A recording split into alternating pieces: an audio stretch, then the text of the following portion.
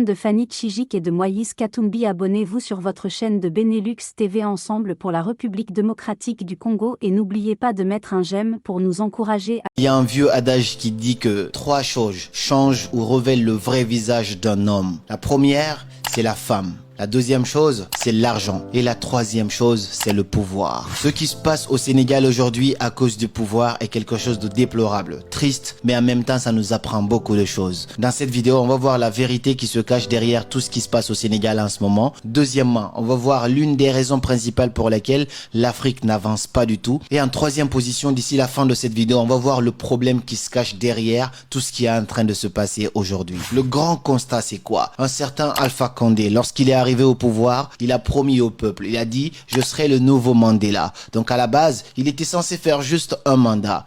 Ensuite, il va faire un deuxième mandat, puis il va même changer la constitution, il va se cramponner au pouvoir, vouloir faire un troisième et même un quatrième. Il est obligé d'avoir un coup de tas pour pouvoir quitter sa place. Un certain Macky Sall, il vient au pouvoir, il dit que le nombre d'années qu'on passe au pouvoir, c'est trop long. Lui, il va réduire cela. Donc ça veut dire que il n'est même pas censé rester plus d'un mandat. Sauf qu'on va voir qu'il va faire un mandat, un deuxième, puis il est même prêt à s'opposer au monde entier, à amener des gens en prison pour se cramponner au pouvoir. Il n'y a pas que ces deux-là, il y en a énormément. La question qu'on se pose, pourquoi ils changent comme ça d'un coup? Pourquoi lorsqu'ils viennent, ils ont des belles phrases, ils ont de belles intentions, tout le monde les adore et au bout de quelques années, on remarque maintenant qu'on est là en face de gens qui sont prêts à tout pour se cramponner au pouvoir. Il y a 3 raisons qui expliquent cela. La première raison, c'est que le pouvoir peut changer le cerveau des gens. Lorsque tu t'habitues au pouvoir, ça va être un peu plus difficile pour que tu puisses renoncer à cela. En tout cas, lorsque tu n'as pas certains principes ou certaines valeurs, ou lorsque le cadre n'est pas bien établi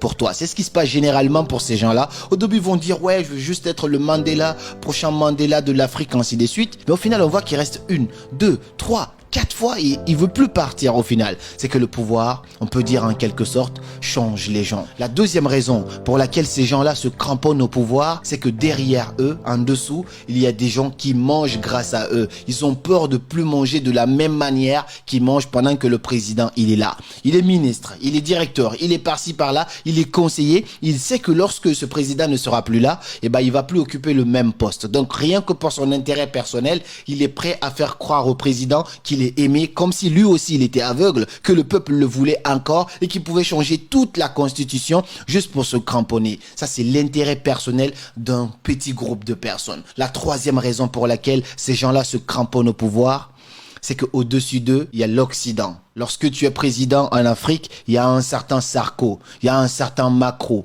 il y a un certain tous les présidents que tu peux connaître de l'autre côté qui vont venir te rendre visite. Ils viennent pas te rendre visite parce qu'ils t'aiment bien, absolument pas. Ils viennent te rendre visite juste pour être sûr que tu vas assurer et continuer à maintenir leur intérêt dans ces différents pays-là. C'est pourquoi ils vont t'encourager à changer les trucs, à rester encore un peu plus. Ils vont te dire, t'inquiète pas, on va défendre tes arrières uniquement pour que eux, leur intérêt soit protégés. Pourtant, ils font pas la même chose chez eux. La Constitution, elle est respectée. Personne, même Donald Trump, qui avait les couilles, n'a pas osé changer quoi que ce soit. Lorsqu'il n'a pas été pris pour la deuxième fois, il s'est barré. Mais ils vont te faire croire que toi, dans ton continent, t'inquiète, ils sont au-dessus, ils vont t'aider à changer les choses. Voici les 3 raisons pour lesquelles ces gens-là se maintiennent au pouvoir. Mais c'est pas tout. Quel est le problème qui se cache derrière tout ça? D'abord, le constat, c'est quoi? Au Sénégal, aujourd'hui, ce qui se passe, c'est déplorable. Je vais te faire le constat très rapidement.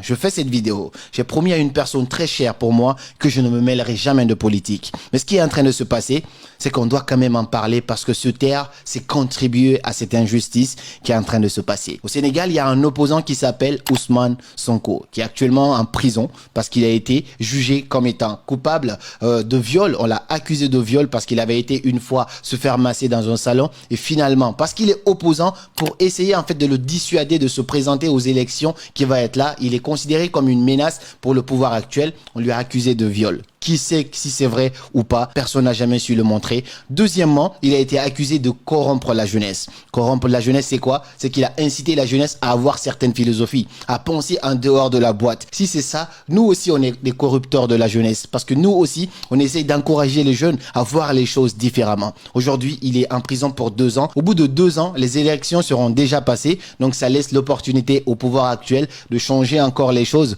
pour se cramponner au pouvoir. Voici ce qui se passe aujourd'hui aujourd'hui. Et donc, ce qui est en train de se passer concrètement, c'est que la jeunesse sénégalaise, le peuple sénégalais, une grande partie en tout cas, n'est pas d'accord avec cette décision-là. Donc, sont dans la rue, sont en train de tout barricader, de s'opposer à l'armée, de s'opposer aux militaires, juste pour que cette décision ne soit pas maintenue. Mais c'est quand même triste non, de voir que dans un grand pays, la justice soit dirigée par le gouvernement. Parce que c'est entre guillemets cela, rien n'a été prouvé, juste une décision a été prise, tout le monde s'attendait à ce que ça se passe comme ça, parce que tout le monde voit où ils voulaient venir, ces gens-là. Mais il y a une chose très importante que ces gens sont en train d'oublier. C'est que la démocratie, c'est le pouvoir du peuple. Mais on a comme l'impression aujourd'hui que certaines personnes s'accramponnent au pouvoir, font tout pour rester là, comme si c'était leur pouvoir à eux. C'est le peuple qui t'a mis là. Si ce peuple-là ne te veut plus, si ce peuple-là, tu n'as pas pu les satisfaire, pourquoi ne pas partir simplement et laisser la place à quelqu'un d'autre? Voilà l'une des raisons principales. L'Afrique ne peut pas aller de l'avant parce qu'on ne pense qu'à notre propre tête. Tu as le droit de pas être à la hauteur. Au début, tu étais aimé, accepté par tout le monde.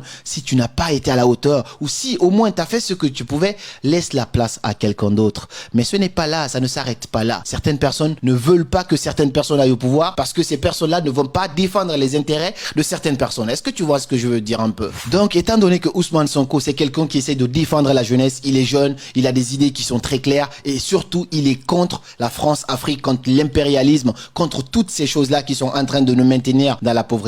Et ben cela ne plaît pas à certaines personnes. Donc ils vont essayer de se corrompre certaines personnes pour empêcher certains groupes de personnes d'être au pouvoir. On a connu beaucoup d'histoires comme ça dans pas mal de pays en Afrique. On n'est pas censé rentrer en profondeur, mais il faut comprendre une chose. On dit que la liberté parfois, pour l'obtenir, il faut passer par la guerre. Sauf que certaines choses aussi ont une conséquence. Ce qui est en train de se passer au Sénégal aujourd'hui, c'est qu'il y a des biens qui sont en train d'être détruits. Et ça ne renvoie pas que ces biens qui sont détruits. Le problème en Afrique, c'est que des continents, des pays sont en retard, se battent pour essayer de s'en sortir. Comme le Sénégal aujourd'hui qui a une très belle image à l'international. Quand moi je dis aux gens, ouais, je viens de tel pays, on me connaît pas mon pays. On dit, ah, il faut que tu dises à côté du Sénégal. Oh, tout le monde connaît le Sénégal. Donc on est d'accord que le Sénégal commençait à avoir une très belle image à l'international. Mais ce qui va se passer, c'est que à force de détruire les infrastructures, toute l'évolution que le pays a fait durant des années, juste à cause de la politique, on va tout détruire parce qu'un certain groupe de personnes ne veut pas céder, ne veut pas quitter, laisser sa place à d'autres personnes pour qu'on puisse évoluer. Ça ne fait pas tout.